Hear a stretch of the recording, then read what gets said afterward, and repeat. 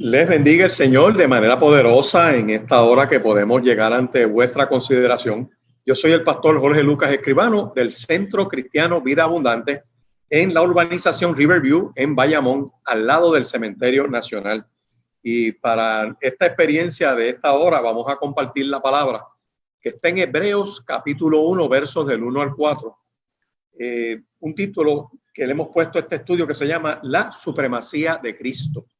Y es bien importante que entremos en esta palabra poderosa, ya que Hebreos, el libro de Hebreos es un libro que va dirigido a los creyentes, va dirigido a aquellos que han aceptado a Jesucristo como su único y eterno Salvador. O sea que no se escribió esta carta o epístola, como algunos le llaman, para gente, por así decir, que no conoce al Señor, sino que va dirigido a personas que ya tienen una experiencia con Cristo y que estaban experimentando una serie de problemas en cuanto a su fe. En Hebreos capítulo 2, por ejemplo, versos del 2 al 4, dice: porque si la palabra dicha por medio de los ángeles fue firme, y toda transgresión y desobediencia recibió justa retribución, ¿cómo escaparemos nosotros si descuidamos una salvación tan grande? La cual, habiendo sido anunciada primeramente por el Señor, nos fue confirmada por los que oyeron, testificando Dios juntamente con ellos con señales y prodigios y diversos milagros y repartimientos del Espíritu Santo según su voluntad. O sea, que estos que están aquí en el capítulo 2 de Hebreos dicen: mira, los apóstoles que predicaron, aquellos que hablaron con Cristo, a esta generación, que es la segunda generación que creyó, es a la que va dirigida esta carta de Hebreos. Y es bien importante, por ejemplo, en Hebreos capítulo 3, verso 1, que nosotros podemos ver que dice aquí bien claro: por tanto, hermanos santos, participantes del llamamiento celestial, considerad al apóstol y sumo sacerdote de nuestra profesión. Fíjense que dice: por tanto, hermanos santos, participantes del llamamiento celestial. Así que podemos tener ya resuelto de entrada que esta epístola o carta de Hebreos va dirigida a una comunidad de creyentes. Y hace un énfasis también esta carta en que pongamos los ojos en Jesús, que es el autor y consumador de la fe, que no haya distracciones en términos de lo que es nuestra fe. Ciertamente hay personas en este tiempo cuestionándose su fe, otros pues experimentando cierta dejadez espiritual o cierto cansancio, pues debido a que realmente estamos viviendo lo que sabemos que es una inestabilidad mundial. O sea, hay un caos general en términos de la salud, en términos de todas las naciones con pandemia y otra serie de experiencias, y personas empiezan a cuestionarse la fe. Gente empieza a escribir en las redes dudas sobre lo que es su fe, haciéndole caso a falsos profetas, haciéndole caso a literatura que ni siquiera es bíblica, y tú te pones a pensar y tú dices: mira, hay que traer una palabra que hable de la supremacía de nuestro Señor y Salvador Jesucristo, para que la gente sepa en quién ha creído.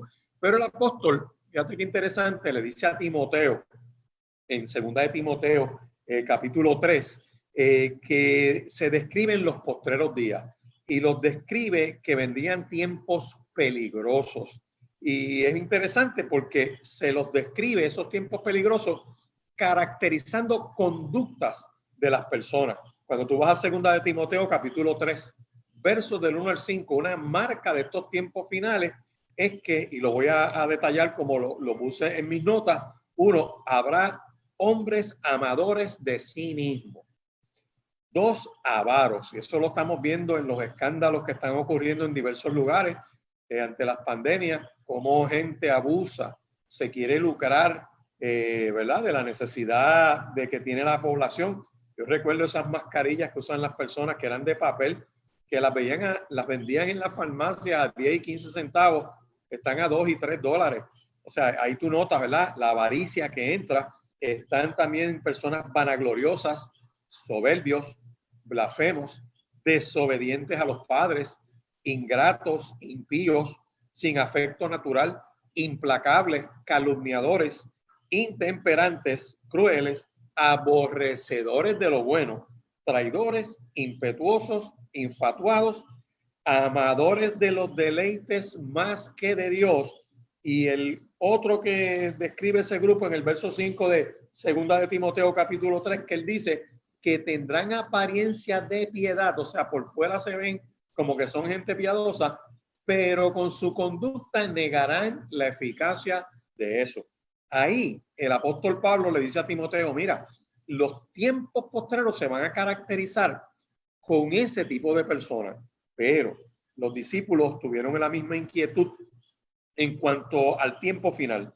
Y es interesante porque, perdón, en los capítulos 24 y 25 de Mateo se acercan al Monte de los Olivos en una segunda experiencia.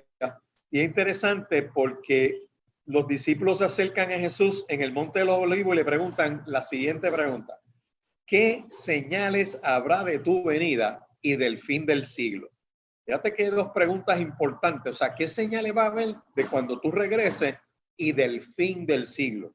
Y el Señor les contestó lo siguiente. Mira la caracterización entonces que hace el Señor. Les dice que vendrían muchos en su nombre diciendo, yo soy el Cristo. Gente que se hace llamar Cristo. Yo recuerdo un caso célebre que hubo en el mundo hispano, particularmente en Puerto Rico, un hombre que se llamaba José Luis de Jesús Miranda, que él decía que él era el Cristo y engañó a mucha gente. Y yo recuerdo que gente, hasta profesionales, lo siguieron y eso fue un desastre. Y cuando tú miras su trayectoria, imagínate, nació en la isla de Puerto Rico, nació en Ponce, Puerto Rico, y tú te pones a buscar todas estas señales a ver qué es lo que está pasando y te das cuenta que como él, otros más que se hacen llamar Mesías, se hacen llamar el Cristo, ese murió. Hace años que murió, nadie sabe de él, el movimiento se desbandó. ¿Por qué? Porque esta señal se cumple. Dice, y vendrían muchos en su nombre diciendo, yo soy el Cristo. Dijo el Señor también, oiréis de guerras y rumores de guerra. Eso no hay que abundar mucho porque sabemos que eso está ocurriendo. Dice, se levantará nación contra nación, reino contra reino. Habrá pestes y hambres y terremotos en diferentes lugares. ¿Ves? El Señor hablando de señales del fin de los tiempos. Dice, os entregarán a la tribulación y os matarán. Hay persecución contra cristianos. Todas esas comunidades islamistas que están secuestrando ministros, pastores, creyentes, le pegan fuego a las iglesias. En China pasa lo mismo. Aprovecharon parte de esta pandemia para pegarle fuego a algunos templos cristianos. O sea que tú notas que hay cierta persecución. Aquí lo dice. Seréis ambos de todas gentes, seréis perseguidos por causa de mi nombre. Y esta persecución se da de diversas maneras por causa de aquellos que sirven al Señor y Salvador Jesucristo. Pero no solamente eso.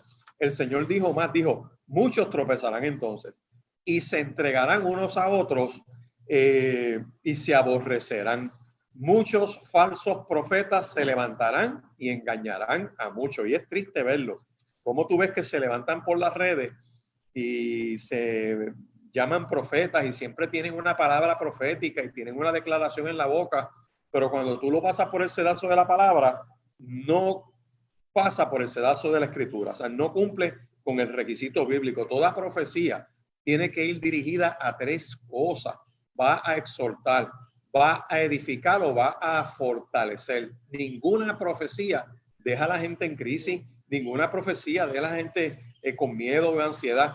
Primera de Corintios, capítulo 14 y verso 3, lo dice de una manera bien clara y lo voy a leer para beneficio de aquellos que nos han sintonizado un poquito tarde. Dice, pero el que profetiza habla a los hombres para edificar, exhortar y consolar. Si la profecía no lleva este propósito, no es una profecía del Señor. Dice algo más, dice que el amor de muchos se enfriará. Él será predicado el evangelio del reino en todo el mundo. Y ahora mismo hay un impulso grandísimo por las redes y físicamente también que se ha hecho a través de los años. Después de la tribulación de aquellos días, dice, el sol se oscurecerá y la luna no dará su resplandor. Las estrellas del cielo caerán y las potencias de los cielos serán conmovidas. Aparecerá la señal del Hijo del Hombre en el cielo. Habrá lamento en todas las tribus de la tierra. Verán al Hijo del Hombre viniendo en las nubes del cielo con gran poder y gloria. Los ángeles con gran voz de trompeta juntarán a sus escogidos de los cuatro vientos de la tierra, del extremo del cielo al otro. Sin lugar a duda, esa narrativa que te he resumido de Mateo 24 y Mateo 25, como nuestro Señor le dice a los discípulos, observen estas marcas, observen estas señales de tiempos finales. Pablo le llama tiempos peligrosos y postreros con la caracterización de las conductas de la gente. Pero mira qué cosa interesante. No hay duda de que muchas de estas señales están ocurriendo y que los creyentes en Cristo están siendo presionados a abandonar su fe. O como en el caso de esta epístola, ellos consideraban regresar a sus antiguas creencias de practicar la ley bajo el judaísmo. Eso no es nuevo. Eso ha venido ocurriendo cíclicamente a través del tiempo y se manifiesta de diferentes maneras. Por lo que vamos a ver a través del libro de Hebreos, ¿verdad? Que estamos viviendo pues en tiempos postreros, donde muchas de estas señales ya están ocurriendo y que no hay duda que los creyentes sienten presión para abandonar el evangelio y entrar en corrientes de pensamiento que no tienen ningún fundamento ni tienen esperanza. Y como en el caso de esta epístola, querían regresar al judaísmo. Ese era un grave problema que está ocurriendo hoy en día, siglo XXI, momento en que estamos compartiendo esta palabra del año 2020. Todavía hay personas que, siendo creyentes en Cristo, coquetean con la idea de volver a judaizar. Por lo que entonces vemos que a través de los capítulos de este libro, los creyentes estaban enfrentando las siguientes situaciones. Y toma la nota de esto que quiero compartir contigo. Lo primero que estaban experimentando, puedes ir conmigo, Hebreos, capítulo 5. Mirar en Hebreos, capítulo 5, versos del 11 al 14, las siguientes palabras, ¿verdad? Dice, acerca de esto, tenemos mucho que decir y difícil de explicar, por cuanto os habéis hecho tardos para oír, porque debiendo ser ya maestros después de tanto tiempo, tenéis necesidad de que os vuelva a enseñar cuáles son los primeros rudimentos de la palabra de Dios, y habéis llegado a ser tales que tenéis necesidad de leche y no de alimento sólido. Y todo aquel que participa de la leche es inexperto en la palabra de justicia, porque es niño. Pero el alimento sólido es para los que han alcanzado madurez, para los que por el uso tienen los sentidos ejercitados en el discernimiento del bien y del mal. El primer problema que estaba experimentando este pueblo, que a quien se le dirige la carta de Hebreos, que ya sabemos que son creyentes, que son cristianos, que están coqueteando con la iglesia, con la idea de regresar para atrás, le dice, mira, ustedes tienen un problema de estancamiento espiritual, están estancados en lo básico, se han quedado ahí y no miran más allá, no se abren a que el Espíritu de Dios los ayude a madurar, a crecer, a echar raíces en la fe, a ser sobreedificados sobre el fundamento de Cristo y de los apóstoles. Y por lo tanto, su primer problema es ese. Tienen un estancamiento espiritual y el apóstol aquí, no el apóstol, el autor de la carta, que debí decirlo al principio, no se sabe quién es. Hay como 10 teorías distintas de 10 posibilidades de personas que pudieran escribir la carta y no hay un consenso. De hecho, la carta no da un rastro de quién es el autor. Sabemos quién es el editor es Dios, pero el autor, quien la puso en blanco y negro, pues tenía que ser una persona con un conocimiento profundo del judaísmo y de la obra de Cristo, porque hace un análisis excelente, extraordinario de la obra y persona de nuestro Salvador Jesucristo. Así que él está atacando el primer problema es, mira, tienen un serio problema de que un problema de estancamiento espiritual, y así hay movimientos, así hay denominaciones, así hay concilios que tienen un estancamiento serio porque no han madurado en su fe. Segundo problema que tenían estas personas, vaya conmigo, Hebreos, capítulo 10. Mira qué interesante está esto, Hebreos capítulo 10 y verso 25, que dice que no dejando de congregarnos, como algunos tienen por costumbre, sino exhortándonos, y tanto más cuando veis que aquel día se acerca. En otras palabras, había un problema con esta iglesia, con este pueblo, y era que habían perdido el anhelo de reunirse, de congregarse.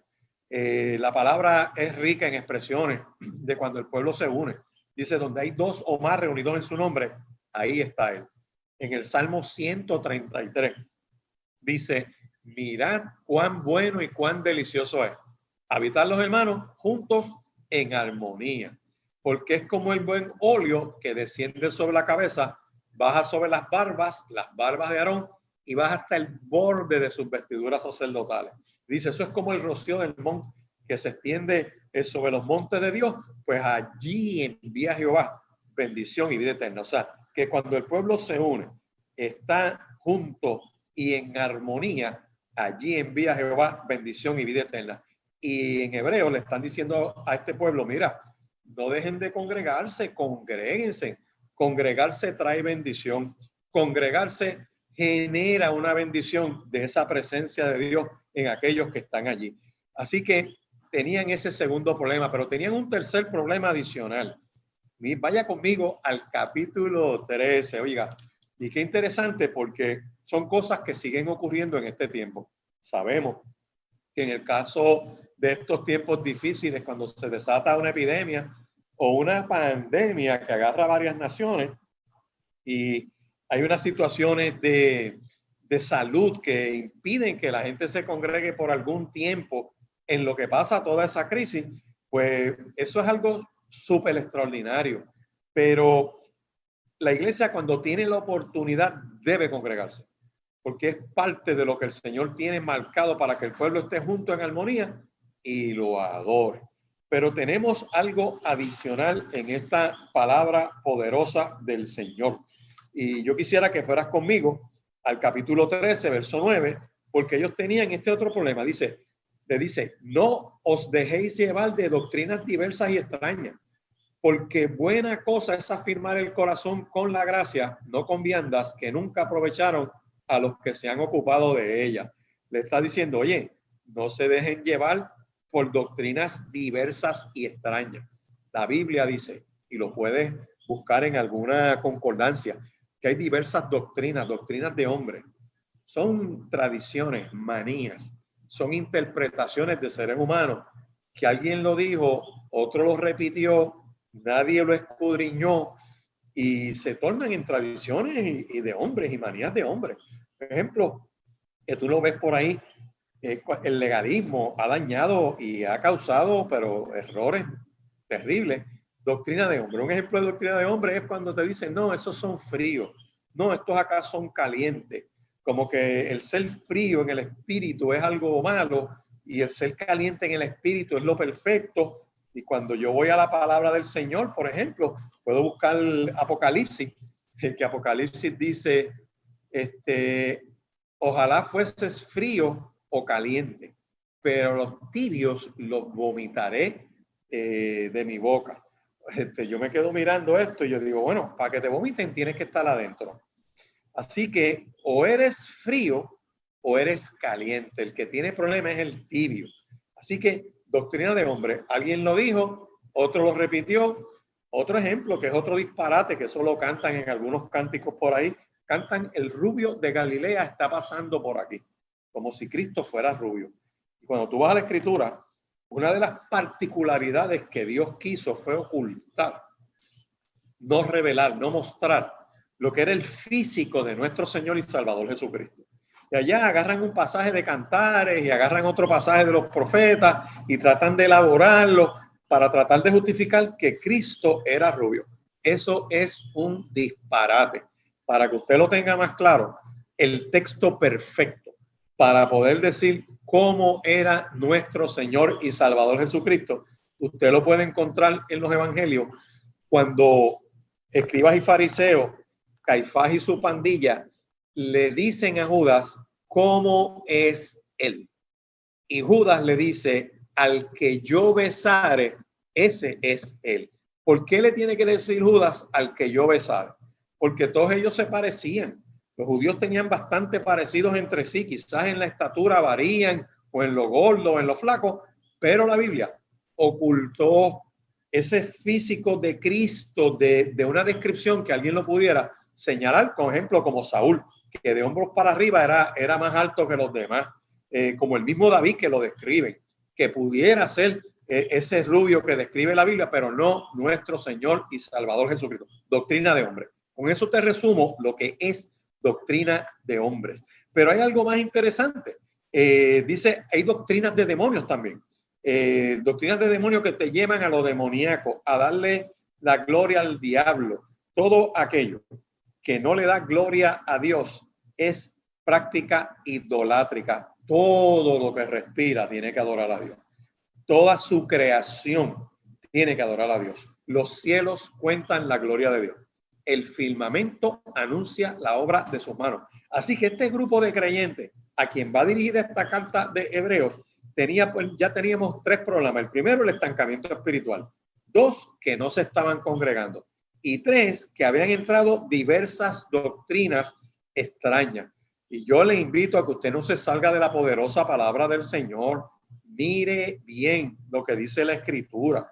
Y el cuarto problema que ellos tenían, y esto es bien parecido a estar estancado, pero vaya conmigo a Hebreos, vaya a Hebreos capítulo 6, para que usted vea la particularidad que este pueblo estaba pasando.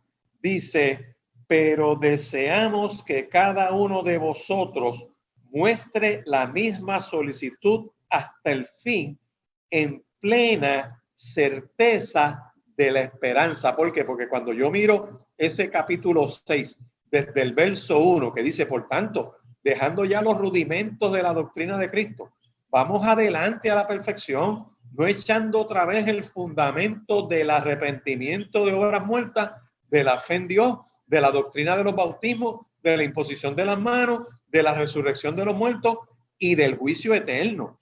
Y esto haremos si Dios en verdad lo permite. ¿Qué problema ellos tenían? Que se quedaban en lo mismo de manera circular. Yo quiero que tú sepas que la palabra de Dios hace dos cosas.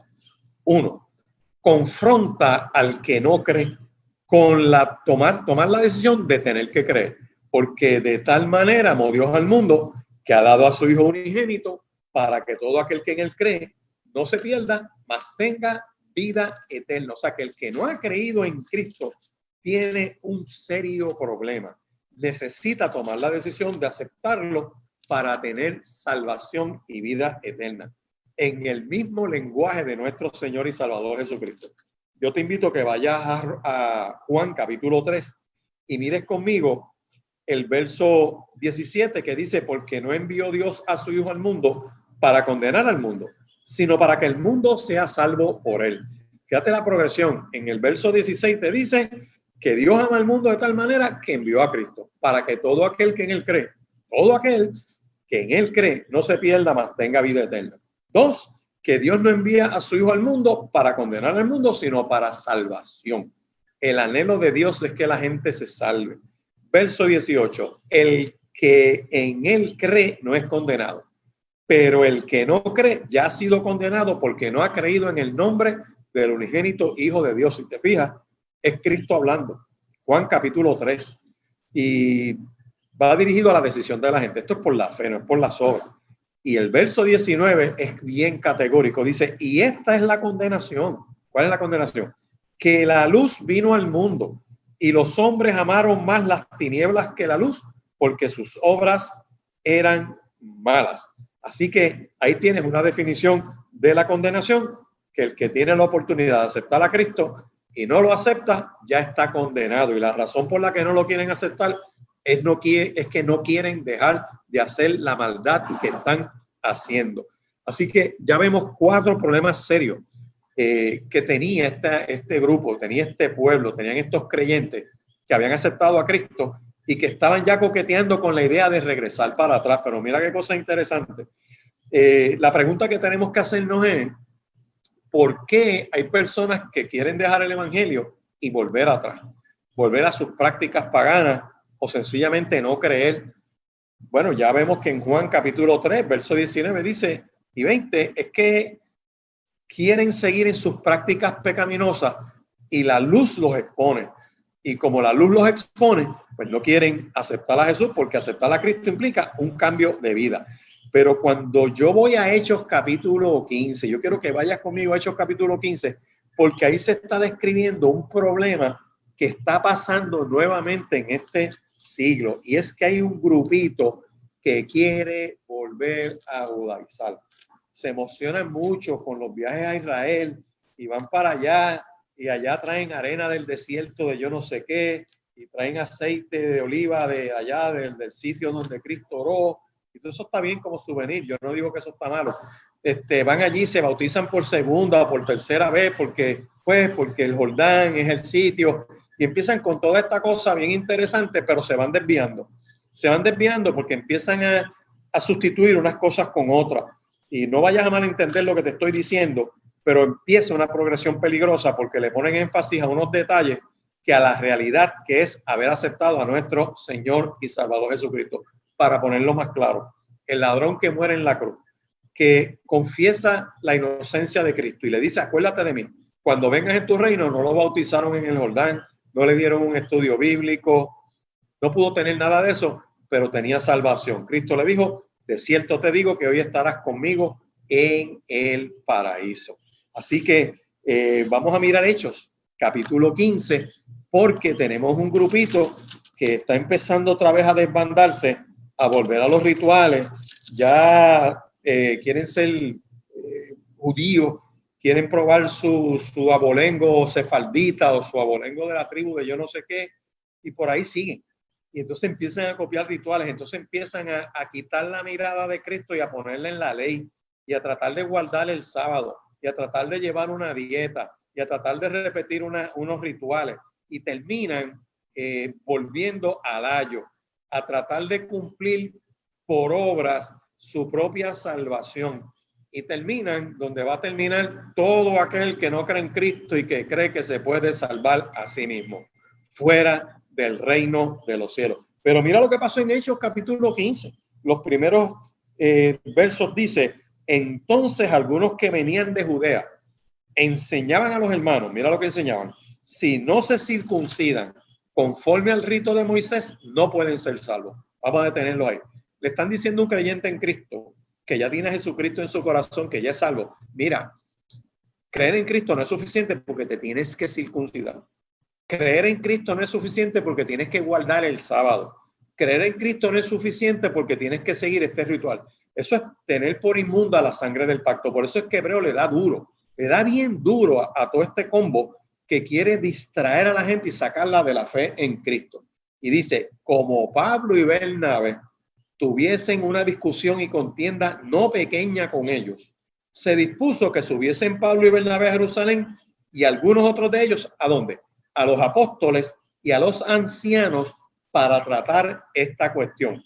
Eso es lo que se conoce como el primer concilio, el concilio de Jerusalén, donde ya tenemos la primera discrepancia en la iglesia, donde hay un grupo que quiere apartar a los hermanos y dijeron, espérate, vamos a llegar a Jerusalén, que es donde estaba la iglesia en el comienzo, que es donde ocurre Pentecostés, que es donde la iglesia que tienen apóstoles de verdad, apóstoles que caminaron con Cristo, que vieron la manifestación de poder, que podían aclarar cualquier doctrina y decir un momentito, yo estuve en esa reunión y Cristo dijo esto. Eran testigos presenciales y son los que dice aquí el capítulo 15 de Hechos, verso 3, ellos pues habiendo sido encaminados por la iglesia, pasaron por Fenicia y Samaria, contando la conversión de los gentiles y causaban gran gozo a todo el que le daban el testimonio. Llegan a Jerusalén.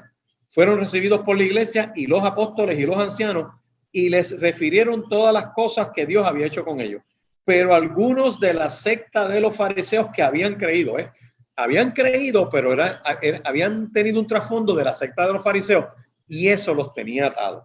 Dice, se levantaron diciendo, es necesario circuncidarlo y mandarles que guarden la ley de Moisés. ¿Vas viendo el problema? Creyeron, pero todavía no se habían desintoxicado de tratar de ganarse la salvación por obra. Y se reunieron los apóstoles y los ancianos para conocer este asunto. Y escucha bien el verso 7. Y después de mucha discusión, Pedro se levantó y les dijo: varones hermanos, vosotros sabéis, como ya hace algún tiempo, que Dios escogió que los gentiles oyeran por mi boca la palabra del evangelio y creyesen. Y que Dios, que conoce los corazones, les dio testimonio dándoles el Espíritu Santo lo mismo que a nosotros. Y ninguna diferencia hizo entre nosotros y ellos, purificando por la fe sus corazones. Oye esto. Ahora pues, ¿por qué tentáis a Dios poniendo sobre la cerviz de los discípulos un yugo? Escucha bien, que ni nuestros padres ni nosotros hemos podido llevar. O sea, ninguno pudo cumplir la ley.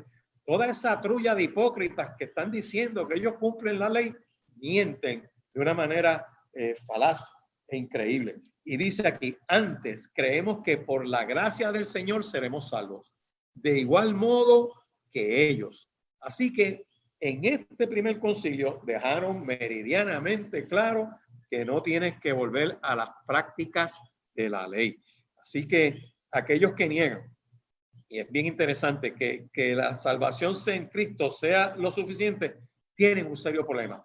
Por eso es que la carta de Hebreos, escúchame bien, Hebreos capítulo 1 y verso 1, y quiero que vayas conmigo ahí otra vez, porque es por donde empieza esto, luego de toda esta introducción que te he dado. Hebreos 1:1 dice: Dios, habiendo hablado muchas veces y de muchas maneras en otro tiempo a los padres por los profetas, en estos postreros días nos ha hablado por el Hijo, a quien constituyó heredero de todos y por quien asimismo hizo el universo. Me voy a detener ahí porque estamos viendo que aquí se nos está diciendo que la revelación completa del Antiguo Testamento va sobre la persona de Dios, o sea, Dios mostrando quién es Él, sus obras, y el plan eterno vino de diversas maneras. O sea, Dios fue hablando, es lo que muchos teólogos le llaman la revelación progresiva. A Abraham le dan una promesa, en Isaac vemos unas cosas, en Jacob vemos otras cosas, después vemos la situación con Moisés, vemos otras cosas, y vamos viendo un desdoblamiento a través de las épocas de cómo ese plan perfecto de esa profecía inicial de Dios, que en ti será, en tu simiente vencerá al maligno, desde Génesis 3:15, cómo esa profecía se fue empezando a cumplir y cómo la manifestación de Cristo sobre la faz de la tierra da cumplimiento a todas esas profecías del Antiguo Testamento. Lo voy a repetir de otra manera más sencilla. Todo ese plan de Dios revelándose, diciendo quién es Él, mostrando sus portentos, fue presentado a través de los profetas y fue por etapas, de forma parcial, aunque el mensaje venía de Dios. Eso está bien claro. Sin embargo, la revelación completa de los últimos días, Dios la habló por medio de Cristo encarnado. Por eso es que el libro de Mateo empieza con la genealogía de Cristo. En Mateo capítulo 1, verso 1 te dice: es descendiente de David y es descendiente de Abraham, para darte la promesa y darte el reino, como antepasados, como alumbrándote de esa función de Cristo como profeta, rey y sacerdote. Dios encarnado, esto es central a la experiencia del evangelio. Así que una de las primeras cosas que estamos viendo que nos dice Hebreos capítulo 1, déjame leerte los versos 3 y 4, porque dice: el cual, siendo el resplandor de su gloria y la imagen misma de su sustancia, y quien sustenta todas las cosas con la palabra de su poder, habiendo efectuado la purificación de nuestros pecados por medio de sí mismo, se sentó a la diestra de la majestad en las alturas, hecho tanto superior a los ángeles, cuanto heredó más excelente nombre que ellos. Este está diciendo que la palabra de Dios es Cristo mismo.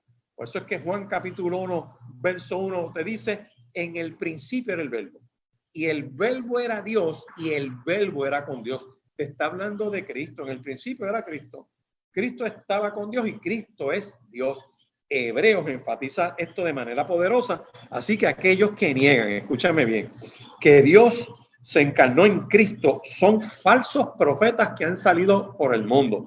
Entre ellos, ahí están los russellistas, discípulos de Russell, que se metieron ahí en el Apocalipsis a buscar y empezaron a pronosticar fechas y pasaron un bochorno y una vergüenza tan grande que en 1914 Cristo no vino y crearon todo eso de que no vino porque se movió a otro santuario.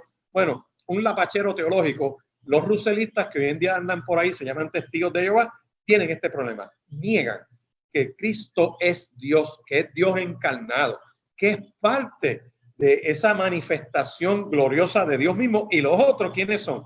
Por ejemplo, los mahometanos, los seguidores de Mahoma, que hoy en día le llaman los islamistas o musulmanes, que su Corán plantea que Cristo no es Dios, que Cristo es un profeta más. ¿Y qué nos dice la advertencia de Primera de Juan? Escúchame bien, capítulo 4, versos 2 y 3. Por favor, búscalo ahí. Primera de Juan, capítulo 4, versos 2 y 3. Nos dice de la siguiente manera. Dice así: en esto conoced el Espíritu de Dios. Todo espíritu que confiesa que Jesucristo ha venido en carne es de Dios. Y todo espíritu que no confiesa que Jesucristo ha venido en carne no es de Dios. Y este es el espíritu del anticristo, el cual vosotros habéis oído que viene y que ahora ya está en el mundo. Hebreos capítulo 1, esos primeros versos ponen un énfasis de la preeminencia del que es único. Él mismo es Dios y está íntimamente ligado al Padre. Él nos ha revelado a Dios. Por eso es que al nosotros mirar, y yo sé que el tiempo corre rápido, pero quiero que prestes atención a Hebreos capítulo 1, versos del 2 al 4, nos da un énfasis poderoso para decirnos que Dios es, Cristo es Dios. Lo primero que te dice ahí es que Dios habla por medio de Cristo, o sea, que si en estos tiempos finales nos habló por medio de Cristo, no espere que te hable de otra manera. Tienes que ir a la poderosa palabra de Dios.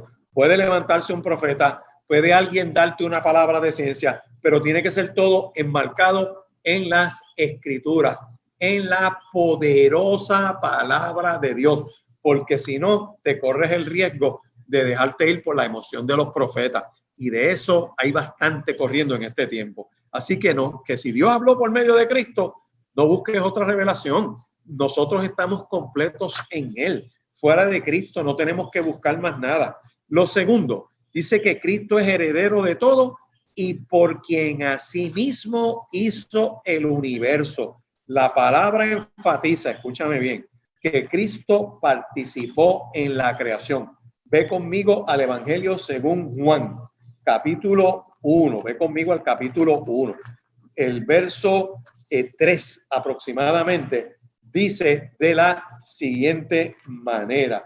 Juan capítulo 1, verso 3 dice: todas las cosas por él fueron hechas y sin él nada de lo que ha sido fue hecho. Cristo participó en la creación. De hecho, Padre, Hijo y Espíritu Santo. Dice Génesis capítulo 1 que el Espíritu de Dios se movía sobre la faz de las aguas. Que Dios habló y ocurrieron las cosas.